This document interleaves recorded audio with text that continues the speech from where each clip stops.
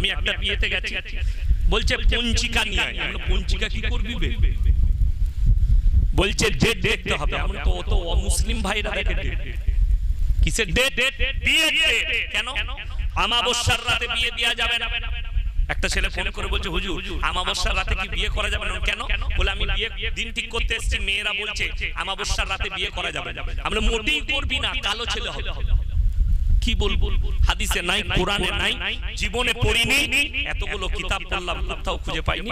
কিন্তু আমাদের দেশের মেয়েদের হাদিসে আছে আমাবস্যার রাতে বিয়ে করতে নাই। কেন জিজ্ঞেস করেন? বলে জানি না, আমার দাদি জানে। দাদির হাদিসে চলছে। আমাদের দেশে তো দাদুর হাদিস আর দাদির হাদিস, মা বাপ বলে গেছে, দাদু বলে গেছে, পূর্বপুরুষ করছে, তারা করেছে, আমরা করব। এই হচ্ছে তো দলিল, যার কারণে সমাজ ধ্বংস হয়েছে, কুসংস্কারে পড়ে গেছে। মেয়েদের হাদিস উলামাদের কাছে জিজ্ঞেস করেন, কোরআনে আছে না? আমাকে জিজ্ঞেস করছে হুজুর কোথায়? 24 পরগনায় জলসা ছিল কুরবানির এক সপ্তাহ আগে। বলছে মেয়েদিকে যে পেটে বাচ্চা এলে সাদ খাওয়ানো হয়, আপনাদের দেশে খাওয়ায়? সাদ খাওয়ায় না? কি বলে আপনাদের? সাদ খাওয়ানো বলছে সাদ খাওয়াতে হয়। এটা কি ইসলাম শরীয়তে আছে? আমি বললাম আমার তো দুটো মেয়ে হয়েছে, কোনদিন আমার বউকে সাদ খাওয়াতে হয় না, এমনি ছেলে হয়ে গেছে। তোর বউয়ের ছেলে না হলে তুই খাওয়া। কথাটা ভালো করে বুঝবেন। হুজুরের ছেলে হয়ে যাচ্ছে, হুজুরের বউকে সাদ খাওয়াতে হয়, কিন্তু আপনার বউকে সাদ না খাওয়ালে বলছে ছেলে হবে। আপনি পার্থক্যটা বুঝবেন ভালো। আপনার জ্ঞানে আমি বলবো, আপনি দিমাগ জিজ্ঞেস করুন যে আপনার জন্য প্রযোজ্য, আমাদের হুজুরের জন্য প্রযোজ্য নয়, আপনার জন্য কি করে হয়ে যাচ্ছে? এটাই তো আমাদের বুঝার ভুল, বুদ্ধির ভুল, জ্ঞানের ভুল। কোরআন হাদিস না মানার খসরত আমাদেরকে দিতে দিচ্ছে। এই উলামাদের পাশে কাছে না আসার কারণে এই খসরত আপনাকে দিতে হচ্ছে। কত মুসলমান ভাই জানি না যে এটা শরীয়ত, শরীয়ত মনে করে চালাচ্ছে। মেয়েদের হাদিস শুনবে, আপনাদের হুগলিতে কতটা আছে জানি না, আমার বর্তমানে আছে মেয়েদের একটা হাদিস। কি হাদিস জানেন? মারাত্মক হাদিস আছে। বিয়েতে যদি ডিম ঠিক হয়, সেখানে ডিম দিলে বিয়ে ভেঙে যাবে, ডিম দিয়া চলবে। ডিম সিদ্ধ। আমরা কে বললো? বলে দাদি বলেছে। আমরা তো দাদির বীজ মারবে ফেরেশতারা কবর। যা আমি চিন্তা করলাম আল্লাহ ডিমের পাওয়ার এত কি করে হলো? আল্লাহর পাওয়ার বেশি না ডিমের বাবা? কথা বলে আল্লাহর পাওয়ার বেশি। আল্লাহ হচ্ছেন সৃষ্টিকর্তা, ডিম হচ্ছে সৃষ্টি আল্লাহ। এটাই তো দুঃখে আমাদের সমাজের লোক জানে না, মনে করে ডিমের পাওয়ার বেশি। কার? দাদির হাদিস আর পরকালে আপনার পূর্বপুরুষের হাদিস। আপনি জানেন বিয়েতে বলেছে জিলেবি দিলে বিয়েতে প্যাঁচ লেগে যাবে। কেন? জিলেবি প্যাঁচ লাগানো থাকে, ওই জন্য বলছে বিয়েতে জিলেবি দিতে নাই, বিয়েতে প্যাঁচ লেগে যাবে। তো বিয়েতে জিলেবি দিলে যদি প্যাঁচ লেগে যায়, যে জিলেবি তৈরি করছে তার বেটা বেটি তো জীবনে আর বিয়ে হবে না, সে তো প্যাঁচ মেরেই গেছে। এই যে কুসংস্কার কোথা থেকে এলো? বাপ-দাদুর কাল থেকে অ-ইসলামিক কালচার। এটা ইসলামে একটাও উলামাদের মধ্যে নেই, আপনার মধ্যে আছে। আমাদেরকে জিজ্ঞেস করুন, আমাদের বিয়ে হয়েছে, আমাদেরকে মালা বদল করতে হয়নি, আপনাদেরকে মালা বদল করতে হয়। আমাদেরকে সোনার আংটি পরতে হয়, কিন্তু আপনার বেটা বিয়ে করতে গেলে সোনার আংটি পরে গলার হার পরে যাবে। আবার বিয়ে যখন হুজুর আসবে বিয়ে পড়ানোর জন্য, তখন আংটিটা খুলে রাখবে। মানে বিয়ে পড়ানোর সময় আংটি পরে থাকা হারাম, আর বিয়ে হয়ে গেলে তখন পড়তে হালাল। মানে এটাই দাঁড়াচ্ছে পুরুষদের জন্য হার হালতে সোনা হারাম। হার 1 গ্রাম সোনা পুরুষের গায়ে থাকে হারাম। আপনি যদি নামাজ পড়েন, হারাম বস্তু সাথে করে নিয়ে নামাজে দাঁড়িয়েছেন, ওই সোনাটা নারীর জন্য হালাল, তোমার জন্য হারাম। আল্লাহ কত সুন্দর! কেন? আল্লাহ পুরুষকে একটা নিজস্ব সৌন্দর্য দান করেছে। এই হুজুরদিকে দেখুন, জামা সাদা, জামা সাদা, দাড়ি টুপি, এরপর মনে হচ্ছে গলার হার পরলে আর দেখা যাবে সোনার হার পরেছে। মেয়েদের লাগবে আপনার বউকে পড়া, 20 ঘড়ি পড়ান, 50 ঘড়ি পড়ান। আল্লাহ যত ওকাত দিয়েছে, যত পয়সা দিয়েছে, আপনার বিবিকে পড়ান, আপনি যাকাত দিবেন। কিন্তু আপনার জন্য তো ইসলামে প্রযোজ্য দেয়, পুরুষের জন্য দেয়। আপনি কি করে নিজের জন্য হালাল করে নিলেন? আপনি জিজ্ঞেস করলেন না আপনার হুজুরকে, হুজুর বিয়ে করতে যাচ্ছি, আমি কি সোনার হার পরে যেতে পারি? হুজুর বলে দিবে হারাম। হুজুর বলে দিলেই আপনি পড়লেন, বেঁচে গেলে। বিয়ে দিয়ে হুজুরকে নিয়ে যান, কোরআন আর হাদিসকে রিসার্চ করুন। হাদিসের মধ্যে আছে, আজকে তো বিয়েগুলো কোথায় হয়? প্যান্ডেলে হয় না? হয় না? কথা বলে আমাদেরকে হুজুর দিকে প্যান্ডেলে যেতে হচ্ছে। নবীজি সাল্লাল্লাহু আলাইহি সাল্লাম এবং সাহাবীদের যুগে মসজিদের ভেতরে নিকাহ হয়েছে, বিচার হয়েছে মসজিদের ভেতরে, ফয়সালা হয়েছে মসজিদের ভেতরে। আজকে বিচার হয় ক্লাবে বলে সব মিথ্যা এসে জুটে গেছে, 2 নম্বরই এসে জুটে গেছে। নিকাহ বানানো হচ্ছে কোথায়? প্যান্ডেলে।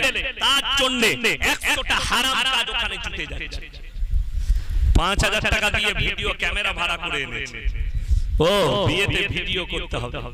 আরে আমি তো বিয়ের তারিখটাও ভুলে গেছি, আমার কবে বিয়ে হয়েছিল বিশ্বাস করুন। আচ্ছা একটু আপনারা যাদের সামনে চেয়ার খালি আছে উঠে এসে চেয়ারে সামনেটা একটু কভার করে, পেছনের ভাইরা বসতে পারে। সবাই একবার দরুদ শরীফ পড়ুন, আল্লাহুম্মা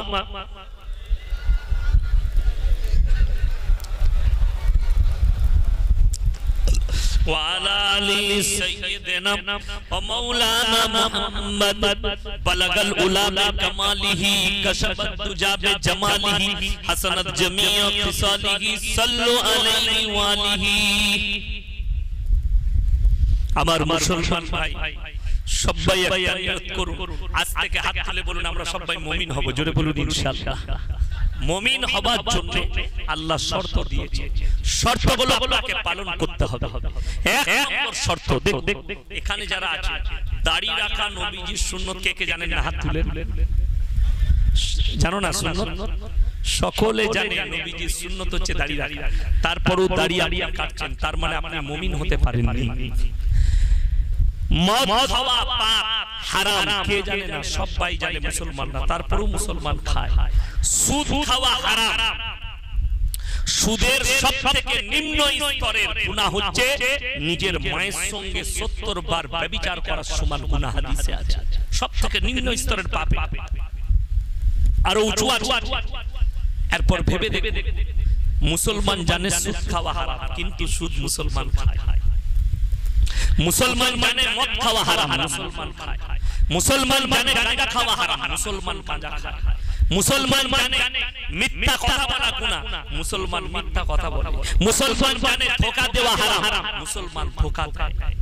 ঠিক কি না? কথা বলা সবগুলোই আমাদের মধ্যে আছে, এগুলো একটাও থাকা। শুনে, মুসলমান মিথ্যা বলতে পারে, মুসলমান চুরি করতে পারে, মুসলমান মদ খেতে পারে, মুসলমান ধোঁকা দিতে পারে, মুসলমান গাঁজা খেতে পারে, মুসলমান প্রতারণা করতে পারে, মুসলমান একে অপরকে কষ্ট দিতে পারে। তাকিয়ে দেখেন গোটা পশ্চিম বাংলায়। আমি কোন রাজনৈতিক বক্তা নয়, কিন্তু দুঃখ এক জায়গায়। বুখারী শরীফের হাদিসে আছে, এক মুমিন আর এক মুমিনের ভাই ভাই, এক মুসলমান আর এক মুসলমানের ভাই ভাই।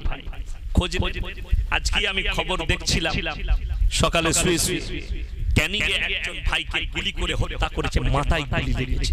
খবর কোন দলের জানি না, কে জানে, মুসলমান মারছে আর মুসলমান মরছে। এটাই দেখো, এটাই বেদনা। আপনারা নজরে দেখেছেন, আমি রাজনৈতিক নয়, সামান্য একটা কুলু আমি সেদিনে বলেছি আগে, এখানে নয়, আমি ভাঙড়ের মাটিতে বলেছি।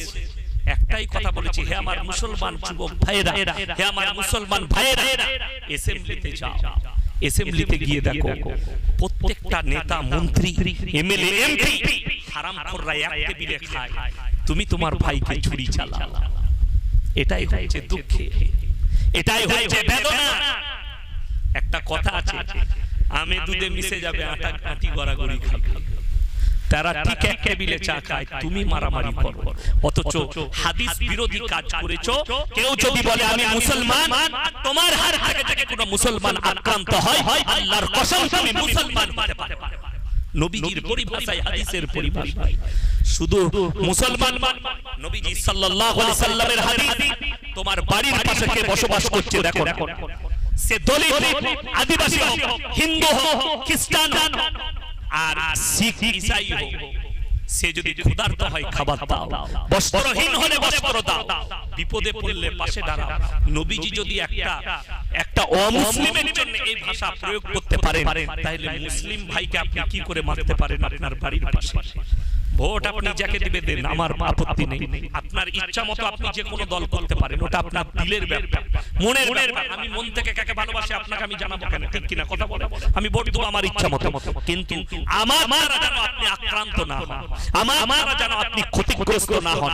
শুধু আপনাদিকে নয়, এই সোশ্যাল মিডিয়ায় যাবে এটা পশ্চিম বাংলার মুসলমান ভাইদিকে বলবো, আপনারা দেখেছেন, বলে দিই মুসলমান কিভাবে ক্ষতিগ্রস্ত হচ্ছে।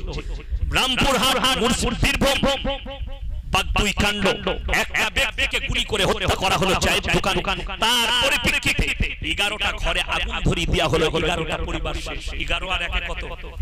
কথা বলে 12টা পরিবার শেষ। এই 12টা পরিবার শেষ হওয়ার পরে সিবিআই যাঞ্চ করেছে, কেস হাতে নিয়েছে, 40 জনকে রেডারে নিয়ে অ্যারেস্ট করে তাদেরকে গ্রেফতার করে রেখেছে। তারা সিবিআই এর কাস্টডিতে আছে। 40 আর 12 কত?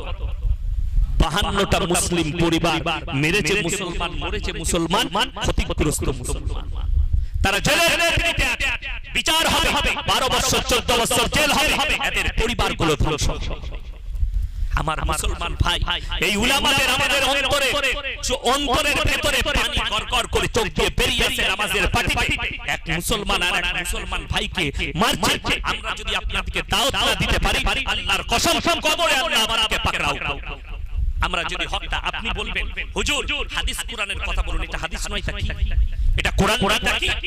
যে এক মুসলমান, এটা হাদিস বুখারী শরীফ, এক মুসলিমের দ্বারা এক মুসলমান কখনো ক্ষতিগ্রস্ত হতে পারে? আল্লাহ নবী বললেন, হাদিস শুনেন, আল্লাহ নবী সাল্লাল্লাহু আলাইহি সাল্লাম হাদিস বর্ণনা করলেন, হে আমার সাহাবীরা শোনো, তোমরা ততক্ষণ পর্যন্ত মুমিন হতে পারবে না যতক্ষণ পর্যন্ত তোমার কাছ থেকে তোমার প্রতিবেশী সুরক্ষিত নয়। জোরে বলুন সুবহানাল্লাহ। আপনাদেরকে একটা প্রুফ দিয়ে যায়, আপনি উলামাকে জিজ্ঞেস করবেন, ইয়াসিন ভাই মিথ্যা কথা বলতে পারে? হাদিসের মধ্যে বর্ণনা করা হয়েছে নবীজি সাল্লাল্লাহু আলাইহি ওয়াসাল্লাম যেদিনে মক্কা বিজয় করেছে, এমনি বিজয় করেন, নবীজি যেদিনে মক্কা বিজয় করেছে মিম্বারের উপরে বসে আছে, সাহাবীরা তলোয়ার নিয়ে দাঁড়িয়ে গেছে, ইয়া রাসূলুল্লাহ আজকে আমরা বদলা দেব। জানেন আপনার উপরে আপনার ভাই কি অত্যাচার করেছে? সে বিপক্ষ একটা দল করছে, আপনি একটা দল করছেন, এটাই তার অত্যাচার, এটাই তাই আপনার বিপদ। যে সে অন্য দল করছে, আমি অন্য দল করছি, এটাই আমার জন্য বিপদ না। শুনেলেন তাহলে আল্লাহর নবী সাহাবীদের উপরে বেঈমান কাফেররা বুলডোজার চালিয়েছে। আল্লাহর নবী সাল্লাল্লাহু আলাইহি ওয়াসাল্লামের চাচা যান, আপনার এলাকায় যারা হজ করতে গেছে, সেই হাজী সাহেবরা বাড়ি ফিরলে একবার জিজ্ঞেস করবেন, চাচা ওহুদের প্রান্তরে গিয়েছিলেন, ওহুদের প্রান্তরে লোহার ব্যারিকেড দিয়ে ঘেরা আছে 70 জন সাহাবীর কবর, সেখানে একজন শুয়ে আছেন, নবীজির চাচা যান, তিনি হচ্ছেন হযরত আমির হামজা রাদিয়াল্লাহু তাআলা আনহু। সুবহানাল্লাহ। যুদ্ধের ময়দানে জিনার বুকটা চিরে কলিজা ফাড় করে চিবিয়ে দিয়েছিল, তার নাম হিন্দা। নবীজি হাউ হাউ করে কেঁদেছিলেন। যখন চাচা জানের লাশ দেখার পরে নবীজি কেঁদে হুঁটো গেড়ে বসে গিয়েছিলেন। আমার চাচার সঙ্গে অবস্থা কি করলো? চেহারাটা কত বিকট, বুকটা ফেড়ে কলিজা ফাড় করে চিবিয়ে খেয়েছে। এটা কে করেছে?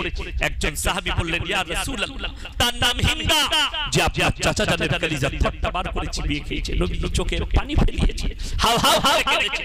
আম্মার ইবনে ইয়াসিরের মায়ের দু পায়ে উঠ বেঁধে দুদিকে তাড়িয়ে দিয়েছে, আখ ফাড়ার মতো ফাড়া গেছে। সাইয়্যিদুনা বেলাল হাবশী রাদিয়াল্লাহু তাআলা আনহু কোমরের তলায় হাত বেঁধে আগুন ধরিয়েছে, কোমরের রক্ত চর্বি মাংস গলে গলে আগুনের উপরে পড়ে আগুন নিভেছে। এত অত্যাচার করেছে সাহাবীদের উপরে বেঈমান কাফেররা। যেদিন নবীজি মক্কা বিজয় করলেন, আল্লাহর নবী সাহাবীদেরকে কি বললেন জানেন? হে আমার সাহাবীরা শোনো, আজকে তোমরা আমার পাঁচটা কথার উপরে আমল করবে। এক নম্বর, তোমরা বৃদ্ধকে মারতে পাবে না, জোরে বলুন সুবহানাল্লাহ। দ্বিতীয় নম্বর, তোমরা বৃদ্ধাকে মারতে পাবে না, শিশুকে মারতে পাবে না, আত্মসমর্পণ করলে মারতে পাবে না, কাবা ঘরে প্রবেশ করলে মারতে পাবে না, জোরে বলুন সুবহানাল্লাহ। নবীজি ক্ষমা শিখালেন, কেন জানেন? মেম্বারে বসে আছে বেঈমান কাফেররা দলে দলে ঈমান আনছে। হযরতে হিন্দা সে তখন নিজের লজ্জায় মাথা থেকে আসছে, আমি তো নবীজির চাচা জানের কলিজা চিবিয়েছি। আবার বিশ্ব নবী দাঁড়ালেন, আর কি আওয়াজ বলে জানেন? হে সাহাবীরা শোনো, হে হিন্দা শুনে নাও, আমি আল্লাহর নবী দয়া করতে জানি, মায়া করতে জানি, ক্ষমা করতে জানি, বদলা নিতে জানি না। বলো লা ইলাহা ইল্লাল্লাহ মুহাম্মাদুর রাসূলুল্লাহ। আর আল্লাহর নবী কাঁদতে লাগলেন, ওগো হিন্দা, আল্লাহ তোমাকে ক্ষমা করেছে, আমিও তোমাকে ক্ষমা করেছি, কিন্তু শুনে নাও, তুমি কালমা পড়েছো, আল্লাহ তোমাকে কবুল করেছে, কিন্তু তোমার চেহারা দেখলে আমার চাচা জানের কথা মনে পড়ে যাচ্ছে, তাই তুমি আজ থেকে আমার চোখের সামনে এসো না। নবীজি তাকে বললেন, আমি ক্ষমা করেছি, আল্লাহ তোমাকে ক্ষমা করেছে, তুমি কালমা পড়েছো, আল্লাহ কবুল করেছে, কিন্তু তোমার চেহারা দেখলে আমার চাচা জানের কথা মনে পড়ে যাচ্ছে, আমার বুকটা ফেটে যায়, আমার চাচা আমির হামজা রাদিয়াল্লাহু তাআলা আনহুর কথা মনে পড়লে, তাই তুমি আমার সামনে আজ থেকে এসো না। নবীজি দয়া দেখালেন, ক্ষমা দেখালেন, নবীজি ত্যাগ দেখালেন। আর আপনার দ্বারা আক্রান্ত হবে আপনার প্রতিবেশী ভাই, আপনার ঘরের পাশের ভাই, আপনার গ্রামের ভাই, এটা কখনো আল্লাহর কসম, তুমি যদি পাঁচ কাতারে নামাজ পড়ো, তাহাজ্জুদ গুজার হও, তোমার হাতের দ্বারা একজন মুসলিম ভাই যদি কষ্ট পায়, আল্লাহর কসম তুমি মুমিন হতে পারবে। লিখে নিয়ে যান কাগজ। কোন বাপের বেটা মুলবি যদি আমার এই কথা কেটে দেয়, তার জুতোর মালা পড়বে শওকতের বেটা ইনশাআল্লাহ। আপনি মুমিন হতে পারবেন। মুমিন তখন যখন আপনার কাছ থেকে কেউ যেন কষ্ট না পায়। সবাই বলুন আমল করব, জোরে বলুন ইনশাআল্লাহ। একটা অমুসলিম কেউ নবীজি কষ্ট দিত, জানেন নবীজির কাছে তলোয়ার ছিল সারা জিন্দেগি মৃত্যুকাল পর্যন্ত, কিন্তু নবীজির তলোয়ারের দ্বারা মানুষ তো দূরের কথা, একটা প্রাণী পর্যন্ত ক্ষতবিক্ষত হয়। আমি কালকের চর্চায় বলেছি, আজকে আবার আপনাদেরকে শুনিয়ে দিয়ে যাচ্ছি। কুরবানি আমি করলাম, কুরবানি মানে এটা নয়। আজকে বলবো যে মুসলিম ছেলে আক্রান্ত হয়েছে, আজকে তারিখে তারা কুরবানি করেছে 2 দিন আগে, ঠিক কি না? কুরবানি মানে মাংস খাওয়া, তাহলে তোমার কুরবানি সম্পর্কে জ্ঞান অর্জন হয়নি। কুরবানি মানে গরু জবাই হবে না, তোমার জ্ঞান অর্জন হয়নি।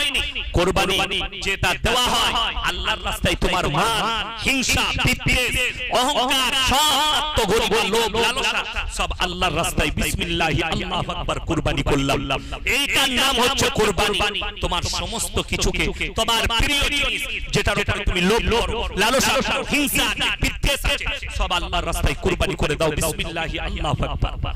তাহলে তোমার কুরবানি এলো কোথায়? আমাদের দেশের লোক শুনে, তা না হলে পশ্চিম বাংলার মাটিতে কুরবানির আগের দিনে আমার বর্ধমান জেলায়, আমি গ্রামের নাম করব, গরু জবাই করে সন্ধ্যাবেলায় গোশত বিক্রি করেছে। কারা কিনছে? গরিব মুসলমান ভাইরা কিনে নিয়ে যাচ্ছে। কেন? কুরবানি দিতে পারে। বড় বড় চায়ের দোকানে ফতোয়া দিচ্ছে, কি জানে? শালা কসাই হারামখোর, ওই গরিব মানুষগুলো হারামখোর। কুরবানি দিনে আবার কেউ গোশ কিনে কুরবানির আগের দিন। কিন্তু আমি বলেছি সবথেকে বড় হারামখোর ওই মালদার কর্কট, তারা গুনাহগার। কেন? ওই গরুটা জবাই হবে, আল্লাহ যাদেরকে মাল দিয়েছে, তোমরা একটা গরুর জায়গায় 5টা গরু কিনো, দুটোর জায়গায় 6টা কিনো, 4টা গরু গরিব পাড়ায় বেঁধে দাও, এটা নিয়ে গিয়ে তোমরা 20 জন ভাগ করে লাও, এটা নিয়ে গিয়ে তোমরা 10 জন ভাগ করে লাও। তাদেরকে আর মাংস কিনতে হবে না, কসাইকে আর কুরবানির আগের দিনে গরু জবাই করতে হবে না। কষ্টের বিষয় এটা। আমাদের দেশের লোক কসাইকে আমাদেরকে কাগজ দেয়, হুজুর একটু বলবেন আমাদের এখানের লোকরা, মেয়েরা বন্ধন লোন নেয়, গ্রুপ লোন নেয়, যে গরিবরা গ্রুপ লোন নেয়, যে মেয়েরা বন্ধন লোন নেয়, সেই গরিবগুলো একা পাপী নয়, সেই গ্রামের যারা ধনী ব্যক্তি থাকবে, বড় লোক থাকবে, যাদের যাকাত খরচ তারাও পাবে, সেই গুনাহগারের হিস্সা তারাও পাবে। সেটা যে পাপ হবে সেই পাপের তাই সেই বড় লোকরাও পাবে। কেন? যাকাত খরচ হলে যাকাত আদায় করবে, সম্পূর্ণ যাকাত। বড় লোকরা গরিবকে বলে শালা যাকাতের পয়সা খায়, আর হারামখোর যাকাত দেয় না, তুই কি খাস? তুমি যদি নিজেকে মুসলমান বলো। অনেকজন তো চালাকি করে হুজুরদের কাছে, কি জানেন? বলে হুজুর ক গড়ি সোনা থাকলে যাকাত দিতে হয়। হুজুর বললে 7.5 গড়ি। এই বউকে বললে 7-এর বেশি নিয়ে যাবি না, ওইকে নিয়ে ঠেকিয়ে রাখি। 7-এর বেশি কিনলেই তো যাকাত লাগবে, তার থেকে কিনবো না। এর থেকে বড় ধোঁকাবাজি আর কিছু নেই। কোরআনে আছে ওমাকারু ওমাকারাল্লাহু ওয়াল্লাহু খায়রুল মাকিরিন। তোমরা নিজেকে চালবাজ আর চালাক মনে করো না, সবথেকে বড় চালাক আমি আল্লাহ রাব্বুল আলামিন। তোমাদের অন্তরের কথা জানি, তোমরা কৌশল করলে সেটাও বুঝি, তোমাদের সব কিছু আমি আল্লাহ জানি। কেন? ইন্নাল্লাহা লা ইয়াখফা আলাইহি শাইউন ফিল আরদি ওয়ালা ফিস সামা। আসমান আর জমিনের মধ্যে এমন কোন জিনিস নেই, কোন জিনিসটা আমার কাছে গোপন নেই। জোরে বলুন সুবহানাল্লাহ। তোমরা অন্তরে কথা বলো, আমি আল্লাহ শুনতে পাই। আপনারা যারা এসে বসেছেন, আল্লাহ যাদেরকে মাল দিয়েছে, তোমার বিবির কাছে 15 ভরি সোনা আছে, তুমি যাকাত দাও না, আমি মৌলভী শওকতের বেটা মৌলভী ইয়াসিন বলে যাচ্ছি, কালকে হিসাব করে যাকাত পার করো। যদি সোনার বরকত চাও, যদি হারাম থেকে বাঁচতে চাও, আর ওই যাকাতের পয়সা তোমার গ্রামে এতিম আর মিসকিনের কাছে পৌঁছে দাও, তবে তুমি তোমার মালে বরকত পাবে। ওই জন্য তো আমাদের দেশের লোক বলে, হুজুর বরকত পাচ্ছি না। পাবি কি করে যাকাত না দিলে? পাবি কি করে দান খয়রাত না করলে? টাকা আছে যদি বলেন বুঝিয়ে দেন, আমি বুঝাই আপনাকে খুব ভালো করে করবেন। গ্রামে আপনার 15 জন বড় লোক আছে যাদের 1 লাখ টাকা করে যাকাত বেরিয়েছে, না হলে আপনার 2 লাখ করে 1 লাখ করেই ধরুন। যদি 15টা বড় লোক থাকে 1 লাখ করে যাকাত ক লাখ? 15 লাখের মধ্যে আপনি এক কাজ করুন, 7 লাখ টাকা মাদ্রাসাওয়ালা দিকে বেটে দেন। যারা আপনাদের কাছে মুসাফির আসবে মাদ্রাসা বিভিন্ন গ্রাম থেকে, এই জেলা থেকে, তাদেরকে দেন। আর 8 লক্ষ টাকা আপনি জমা রাখুন। সেই যাকাতের পয়সা রমজানুল মুবারকের মাসের পরে গ্রামে খোঁজ নেন, কার বাড়ি নেই সেই গরিবকে বাড়ি করে দেন। তাকে আর গ্রুপ লোন নিতে হবে না, বন্ধন লোন। কার মেয়ের বিয়ে দিতে পারছে না, তার একটা মেয়ের 5 লাখ খরচ করে বিয়ে দিয়ে দেন। আমি বলছি তোমার গ্রামে আর বন্ধন লোন, গ্রুপ লোন লেনেওয়ালা থাকবে না। কেন? যেই গরিব থাকবে বলবে এই বছরটা একটু কষ্ট করি, পরের বছরে আলহামদুলিল্লাহ কি হবে, পরের বছরে কি হবে, আল্লাহ দিলে আমি বাড়ি পাবো, অমুক বছরে আমি বাড়ি পাবো। আমার মুসলমান ভাই আপনাদেরকে অনুরোধ করে যাচ্ছি, যাকাতকে জুলুম মনে করবেন। আমাদের সমাজের লোক যাকাত দিয়াকে জুলুম মনে করে। যেমন এই চামড়ার পয়সা, অনেক জায়গায় আমাকে একজন ফোন করে বলছে, হুজুর চামড়ার পয়সা কি মসজিদে লাগানো যাবে? ওরা লাগিয়ে ভালো কাজ হবে। এই আমাদের দেশে সরকার, রাজ্য সরকার ইমামদিকে ভাতা দিচ্ছে 3000 করে না 2500 করে সরকার ভাতা দিচ্ছে। অনেক মসজিদে দেখেছে ইমামের ভাতা আছে বলে তাহলে বেতনটা বন্ধ করে দিয়ে খালা তো দিচ্ছে 2500, ওটাই চালিয়ে সেই মুতাল্লিগুলো কেলানি খাবে, খবরে লিখে নিয়েছে। ওই টাকাটা তোমার বাপের টাকা নয়, ওটা মসজিদকে দেয় নাই, ইমামকে দিচ্ছে ভাতাটা সরকার। কাল সরকার পাল্টালে নাও থাকতে পারে, ঠিক কি না কথা বলে? ওটা কি রেজিস্ট্রি করা আছে? না কোটা মসজিদের ইমাম যে সরকারি আসে তার সরকারি চাকরি।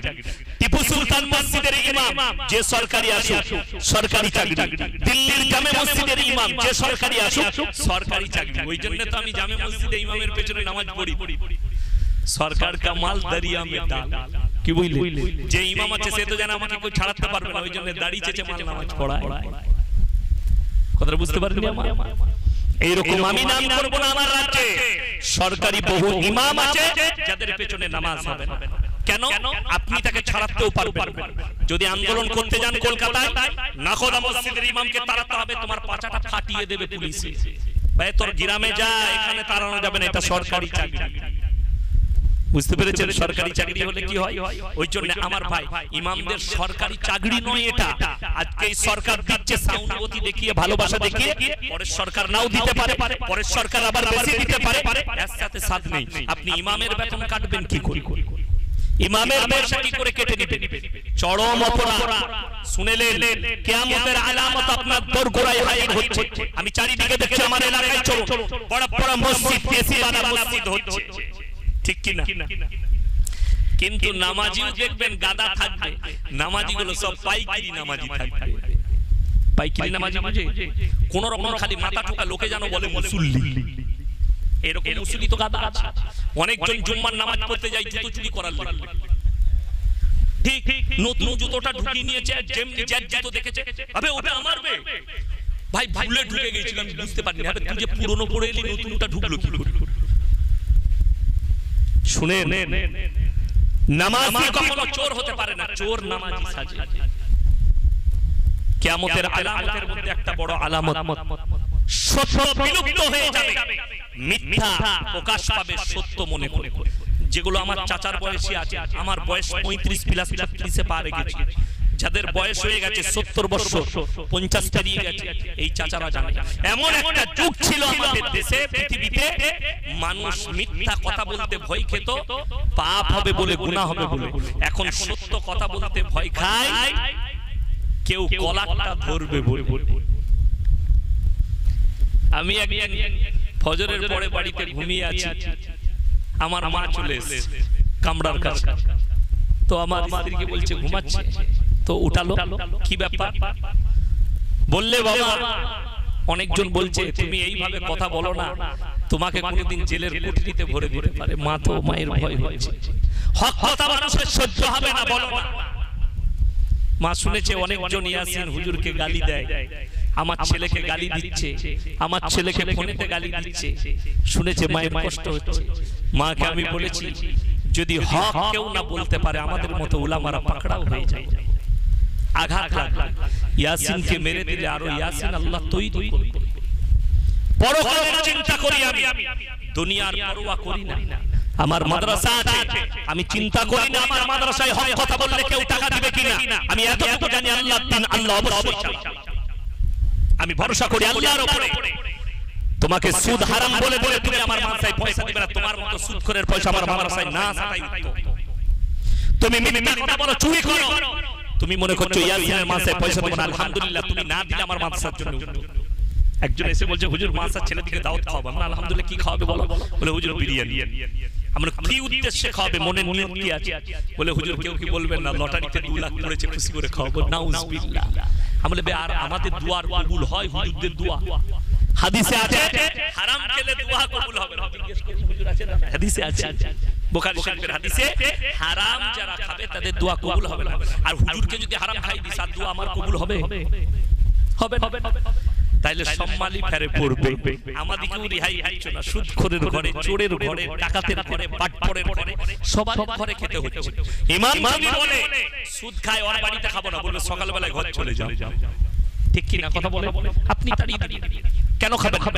আরে এটা তো দূরের কথা, আমাদের সমাজে নাস্তিকের জানাজার নামাজ হয়। কার? নাস্তিক।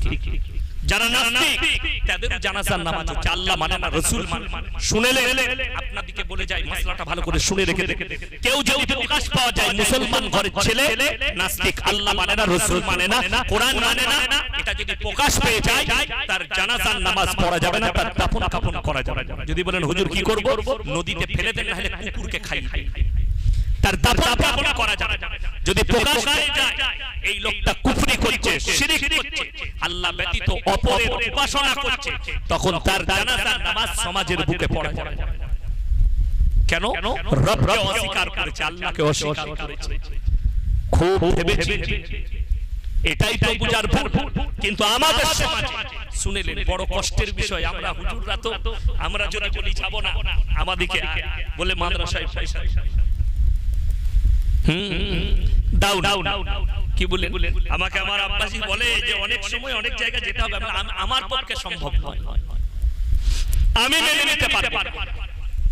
আমাদের বাপটাই যখন অফিসে কথা হয়, অমুক জায়গা অমুকের কাছে যাও, আমরা ওই ব্যক্তির কাছে ইয়াসিন পাঠ রাখবেন, ওই ব্যক্তি এই পাপ কাজ করে, বলে তুমি আমার খাতির। আমার মোটেই নয়, আপনি আমার আব্বাজি, কিন্তু আপনার খাতিরও আমি যেতে পারলাম না। কেন? এই লোকটাই পাপ, আমি তার কাছে পাঠ রাখবো, অসম্ভব। আমার মাদ্রাসা চলুক, আমার মাদ্রাসায় ছেলেরা এক বেলা মাংস ভাত খেত, এক বেলা ডাল ভাত খাবে, পয়সা গাছ ডাল খাবে। মাংস ভাত খাওয়ার প্রয়োজন নেই, কিন্তু ওইরকম হারাম লোকের পয়সা যেন না ঢোকে, আমি তার কাছে পার। বড় কষ্টের বিষয় এটা, বুঝেন? মনে করছে আরে হুজুর আছে, যেমন কি বললেন দাউদ দিয়েছে, হুজুর আমার ছেলে অ্যাক্সিডেন্ট হয়ে মারা গেছে, আল্লাহ আল্লাহ আল্লাহ আল্লাহ জান্নাতি করুন। মিলাদ করছে হুজুর, ইসালে সওয়াব হবে, আমার ছেলে অ্যাক্সিডেন্ট হয়ে ডানিতে মারা গেছে, ট্রাক চালাতো। আমি বললাম আল্লাহ তুমি শহীদের মর্তবা যাও, কিন্তু সে মালার বলছে না যে 3 বোতল মদ খেয়ে মরেছে। কথাটা বুঝতে পারেন? 3 বোতল মদ খেয়ে গাড়ি অ্যাক্সিডেন্ট করেছে, গাড়ি চালাচ্ছিল, তার লাগে হুজুরকে দাওয়াত দিয়েছেন, হুজুর দোয়া করুন। আর হুজুরকে বলছেন হুজুর আমার ছেলের কি হবে? আমি হুজুর বলে দিলাম তোমার ছেলেকে আল্লাহ শহীদের মর্তবা দেবেন। হুজুর যদি জেনে শুনে দোয়া করে ইয়াসিন, তা আমার মতো 100টা হুজুর কিয়ামতের দিনে ধরা পড়বে। জেনে শুনে তার মন রাখার জন্য যদি দোয়া করে, যদি বলেন হুজুর কেন মদ খেয়ে